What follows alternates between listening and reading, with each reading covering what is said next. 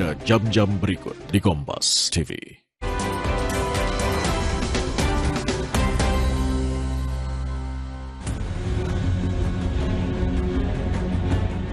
Kekeringan akibat kemarau kian meluas.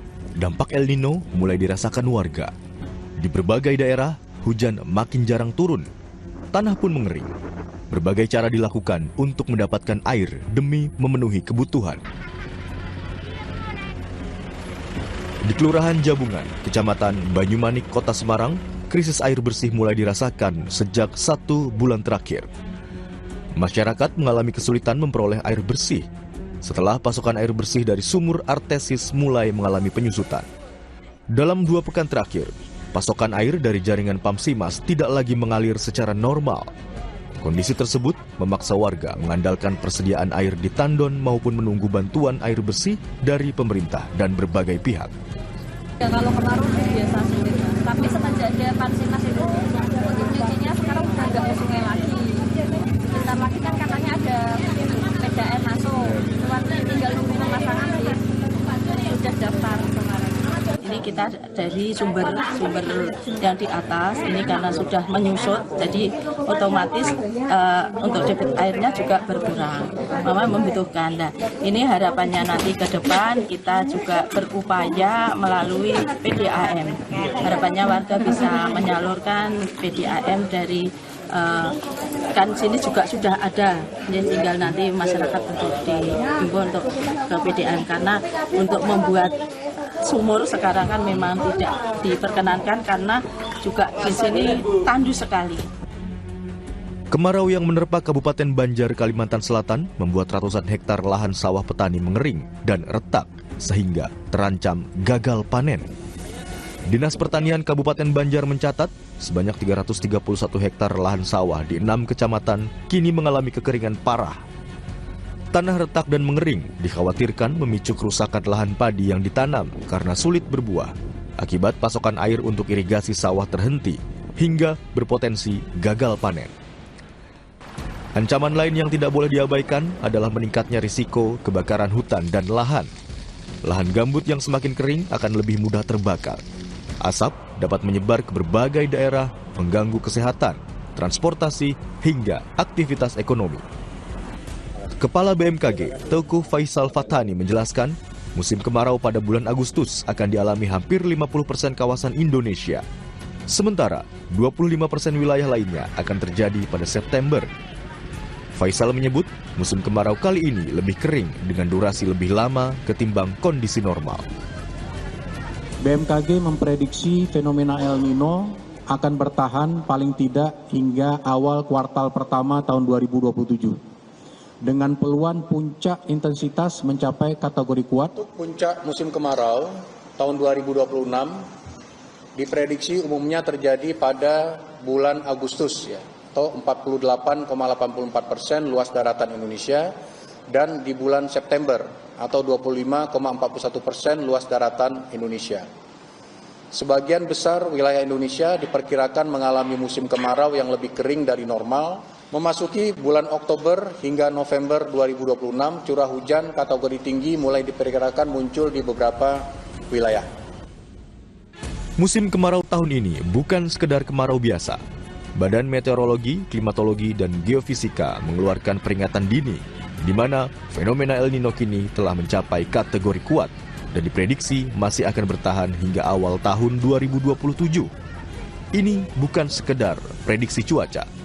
Ini adalah peringatan agar pemerintah pusat, pemerintah daerah, serta masyarakat segera melakukan langkah antisipasi sebelum dampak yang lebih besar benar-benar terjadi. Tim Liputan, Kompas TV.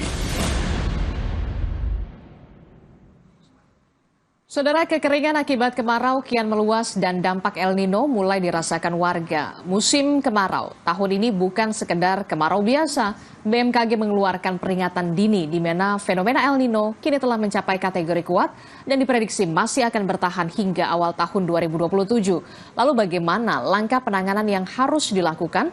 Kita akan bahas bersama dengan pakar mitigasi bencana dari Fakultas Geografi UGM, Bapak Jati Mardiatno melalui sambungan daring dan juga ada Wakil Ketua Komisi 2 DPR RI dari fraksi Partai Gerindra, Bahtera Banong. Selamat pagi Bapak-Bapak, Assalamualaikum. Selamat pagi, Mbak Diksi. Waalaikumsalam Pak Jati. warahmatullahi wabarakatuh. Ya, Pak.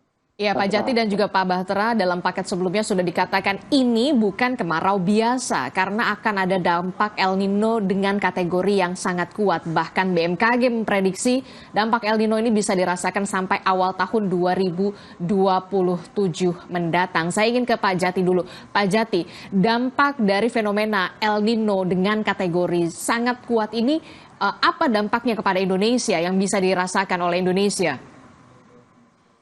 Baik, terima kasih Mbak Adisti. Jadi dari kejadian El Nino kuat ini ya, ini dampak yang akan sangat dirasakan itu jelas ya, kekeringan yang berkepanjangan. Nah, karena kering yang berkepanjangan, maka yang pertama itu kita harus lihat bahwa ketersediaan air itu akan sangat terbatas.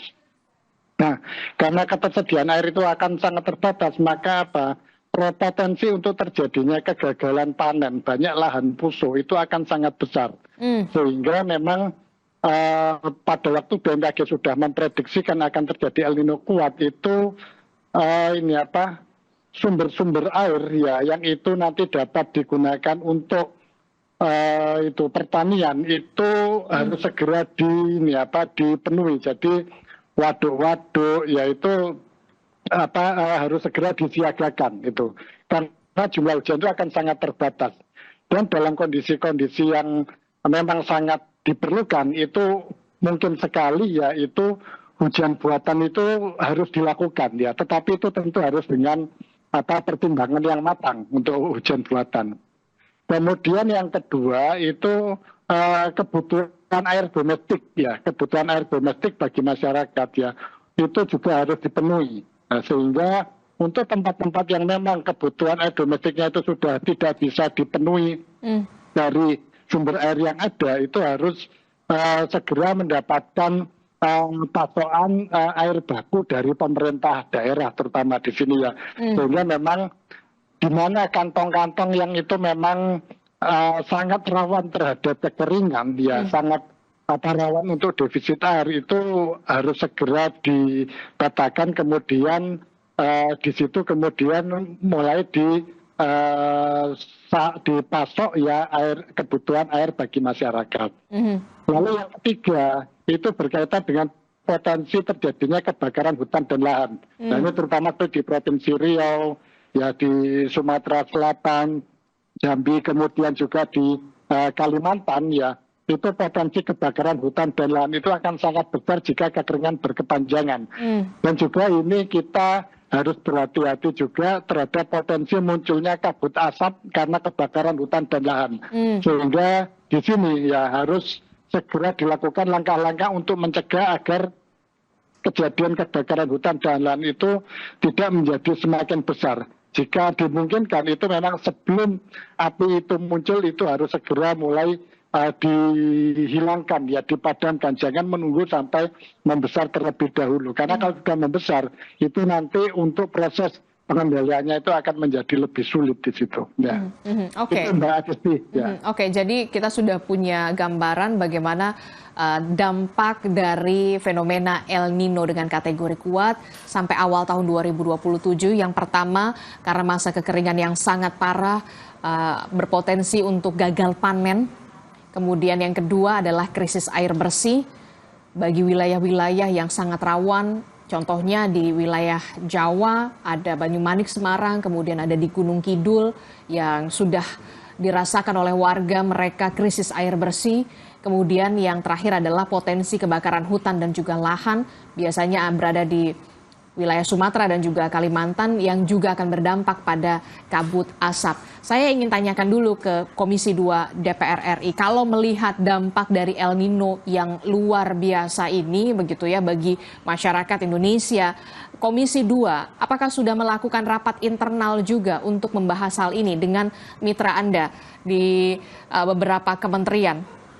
Pak Bahtera? Iya, tentu Mbak ya, kalau kita berdasarkan data BMKG bahwa memang kan status kekeringan ini di puncaknya Agustus September ya. Walaupun sebetulnya BMKG juga sudah memperingatkan dini di bulan Juli yang lalu bahwa kita harus waspadai terjadinya kekeringan ini, apalagi kan sebetulnya ini bisa memperpanjang karena disertai dengan El Nino, artinya kan itu juga yang membuat intensitas waktunya bisa lebih panjang. Maka dari itu tentu yang disampaikan tadi Pak Jati bahwa ada beberapa hal ya yang dibutuhkan, termasuk misalnya pasokan air bersih, terus kemudian kalau perlu misalnya ada rekayasa cuaca, karena ini kan lagi musim penanaman padi ya, itu juga harus diwaspadai karena ini pasti bisa berdampak terhadap ketersediaan pangan. Nah, maka dari itu nanti tentu kita akan berkoordinasi dengan Kementerian Dalam Negeri untuk terus mengingatkan para kepala daerah kita untuk bagaimana pasokan air bersih itu bisa tersedia dalam situasi seperti ini. Terus kemudian pasokan pangan juga harus cek betul ya agar ketersediaannya bisa terpenuhi. Dan kalau kita lihat data-data kan termasuk misalnya di Jawa Barat sudah ada 13 kabupaten kota dan 8 kabupaten status siaga, dan karena ini relatif waktunya bisa lebih panjang karena disertai dengan El Nino, ini juga bisa menyebar ke daerah-daerah lain seperti misalnya Jawa, ya NTT, Kalimantan, terutama Kalimantan Selatan, belum lagi Sulawesi. Dan yang menjadi problem nanti itu kalau misalnya kekeringannya makin panjang, akhirnya bisa merebak ke berbagai daerah, terutama daerah-daerah misalnya yang punya kawasan atau lahan yang luas, dan ini harus diwaspadai bahwa harus ada himbauan juga terhadap masyarakat dalam situasi seperti ini. Jangan sampai misalnya ada misalnya yang kadang-kadang kan orang melakukan pembakaran mungkin niatnya tidak membakar yang lain-lain, tapi nanti bisa merebak ke daerah tertentu yang akhirnya bisa menyebabkan kebakaran hutan, dan sehingga itu juga bisa harus diantisipasi sejak dini. Maka dari itu kami meminta bahwa pemerintah pusat terus berkoordinasi dengan pemerintah daerah, baik itu pemerintah provinsi maupun kabupaten kota, agar hal-hal yang dibutuhkan masyarakat ya, yang sesegera mungkin harus kita penuhi, terutama misalnya tadi soal pasokan pangan, terus kemudian air bersih, ini harus di cross check betul ketersediaannya sehingga tidak menimbulkan kekurangan-kekurangan di saat situasi yang seperti ini atau kekeringan yang sedang melanda negara kita. Oke, saya ingin ke Pak Jati. Pak Jati, ini kan kalau kita lihat ini bukan kemarau biasa, itu artinya penanganannya pun harus luar biasa, begitu ya. 13 provinsi kekeringan, 6 diantaranya sudah berstatus sebagai darurat bencana. Nah, bagaimana kemudian seharusnya mitigasi yang dilakukan oleh pemerintah daerah setempat yang sudah berstatus darurat bencana dengan koordinasi dengan pemerintah pusat? Apa langkah mitigasi yang harus segera dilakukan untuk menghadapi ini, Pak Jati? Baik, Mbak. Terima kasih Mbak Adisti. Jadi langkah-langkah mitigasi yang bisa dilakukan itu yang pertama itu adalah mengidentifikasi ya dampak-dampak yang berpotensi terjadi. Jadi kalau dampaknya itu adalah terhadap kebutuhan pangan tadi ya, maka tentu harus segera disiapkan ya pasokan untuk bahan pangan yang itu nanti akan sangat diperlukan oleh masyarakat, karena dampak dari gagal panen ya itu nanti akan berdampak terhadap terjadinya kelaparan. Nah ini kalau kelaparan itu terjadi, itu artinya apa? Itu berarti kan tidak ada bahan pangan yang bisa dikonsumsi oleh masyarakat. Nah ini harus segera diantisipasi. Nah itu kita bisa melihat dari sebaran ya wilayah-wilayah yang memang itu akan berpotensi mengalami kekeringan, gagal panen, kemudian ada potensi kelaparan. Nah ini bahaya ikutan dari kekeringan itu adalah kelaparan itu.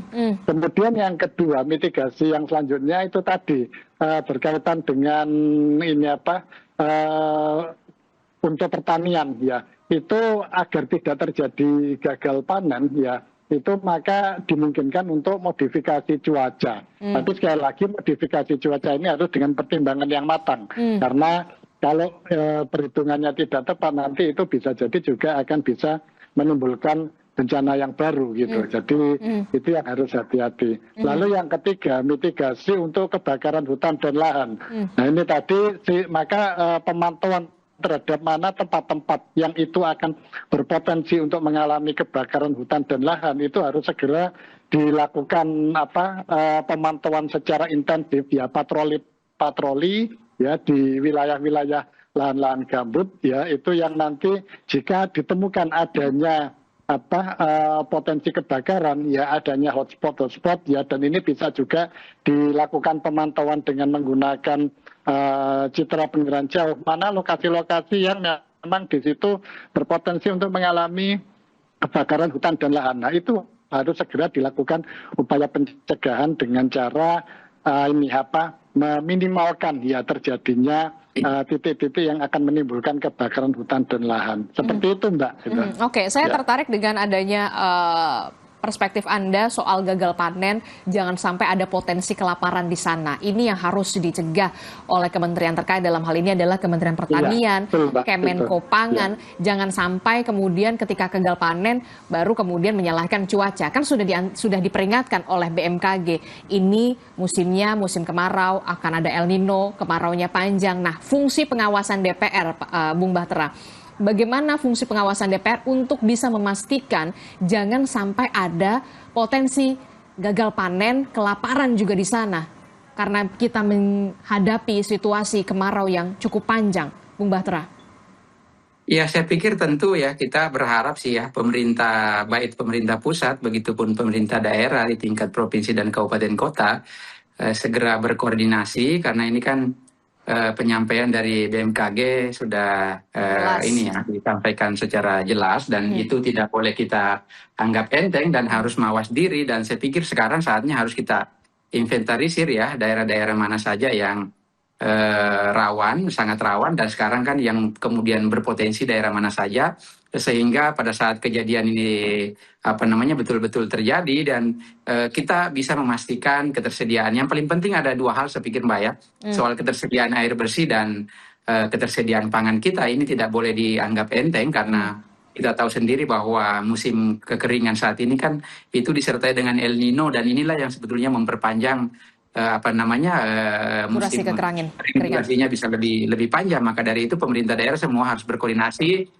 begitupun dengan BPBD-nya ya, BNPB dan BPPD juga harus menyiapkan, dan kita tidak boleh menganggap enteng. Kalau perlu misalnya disiapkan posko-posko di beberapa daerah yang betul-betul yang sudah mengalami dan sudah terjadi, dan yang paling penting adalah kita juga harus mempertimbangkan pencegahannya ya.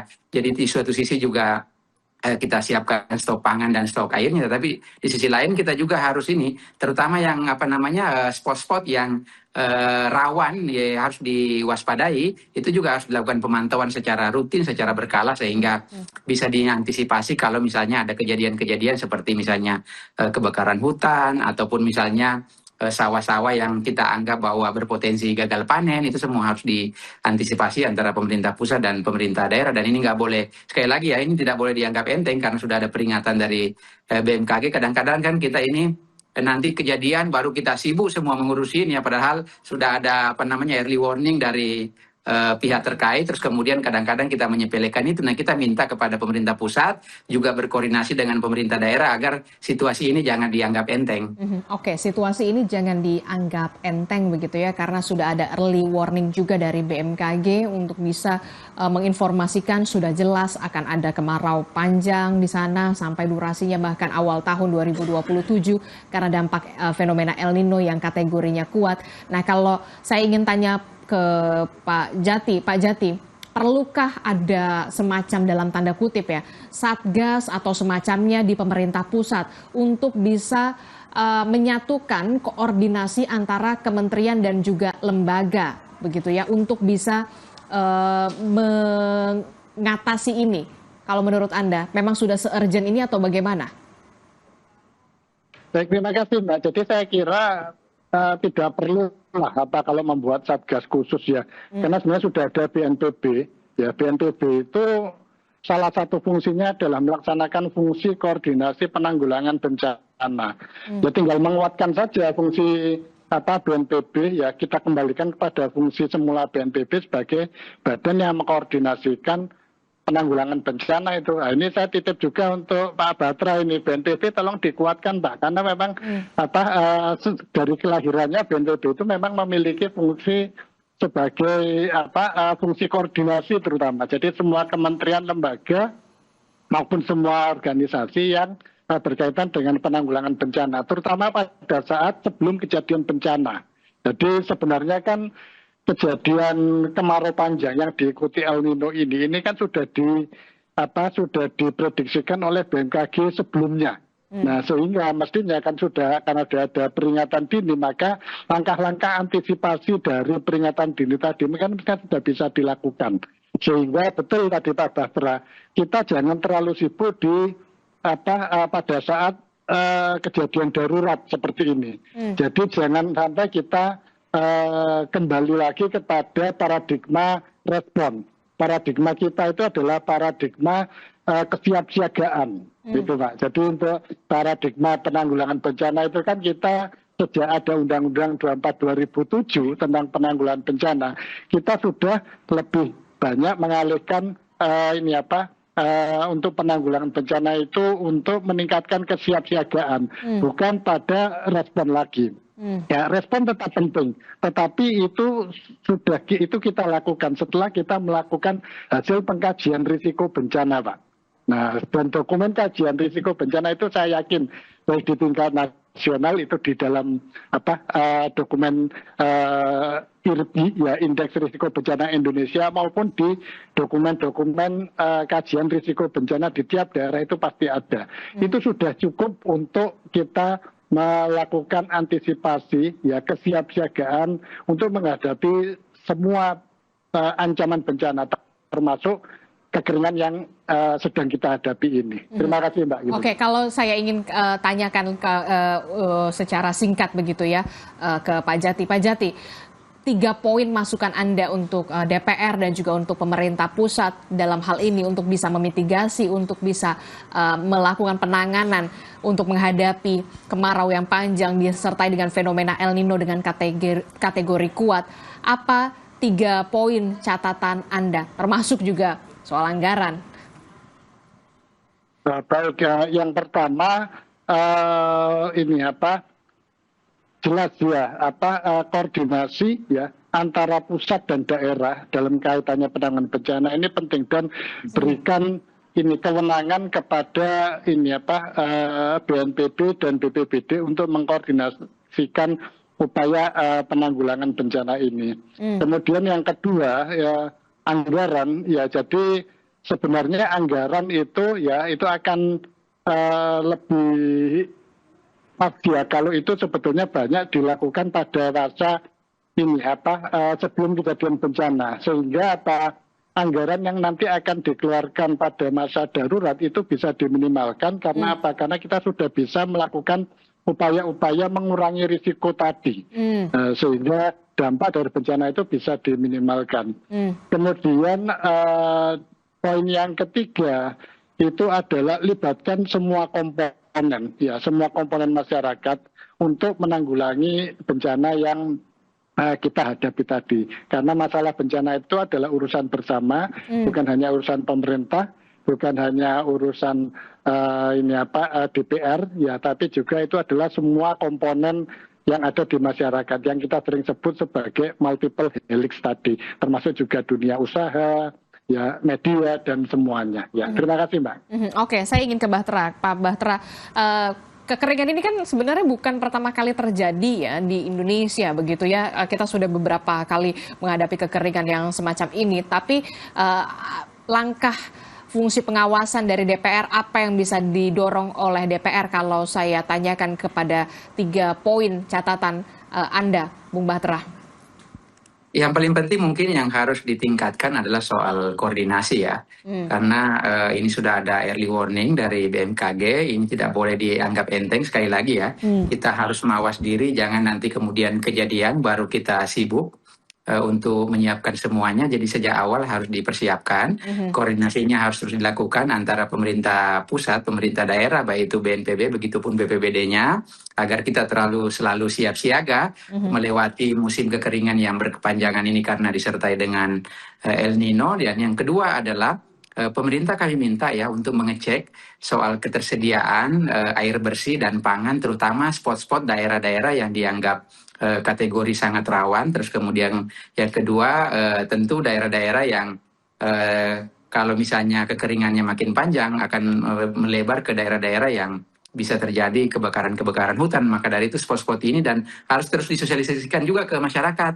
Karena jangan sampai kan kadang-kadang peristiwa-peristiwa kecil akhirnya bisa menyebabkan kebakaran hutan dan lain-lain. Nah, ini harus dilakukan terus sosialisasi kepada masyarakat bahwa di bulan Agustus sampai September ini kita mengalami puncak kekeringan. Nanti walaupun sebetulnya nanti di Oktober ya sudah mulai ada hujan, tetapi kan ini kan karena El Nino ya, jadi bisa jadi sampai di akhir tahun musim kekeringan ini bisa berlangsung. Dan menurut saya pemerintah pusat dan pemerintah daerah harus terus melakukan koordinasi yang baik, meningkatkan kewaspadaan karena sudah ada peringatan dari BMKG sehingga kita selalu mawas, tidak kemudian nanti peristiwanya makin besar ya, kebakarannya sudah di mana-mana atau kekeringannya gagal panennya di mana-mana, baru kita antisipasi dan itu bisa memperberat kerja-kerja ini. Maka dari itu harus diselesaikan dari awal. Tentu kami dari DPR akan terus mensupport terkait soal anggaran yang berkaitan dengan ketersediaan pangan, ketersediaan air bersih, terus kemudian kalau perlu memang tadi misalnya dibutuhkan soal rekayasa cuaca ini, tetapi kan tadi harus dihitung betul kalau misalnya memungkinkan, terutama daerah-daerah yang sedang mempersiapkan untuk panen-panen dan mudah-mudahan tidak ada kegagalan panen, itu harus disiapkan semua sehingga harus simultan ya bekerja samanya, dan kita juga harus semua melibatkan diri lah untuk menghindari agar kekeringan ini tidak parah di daerah-daerah lain.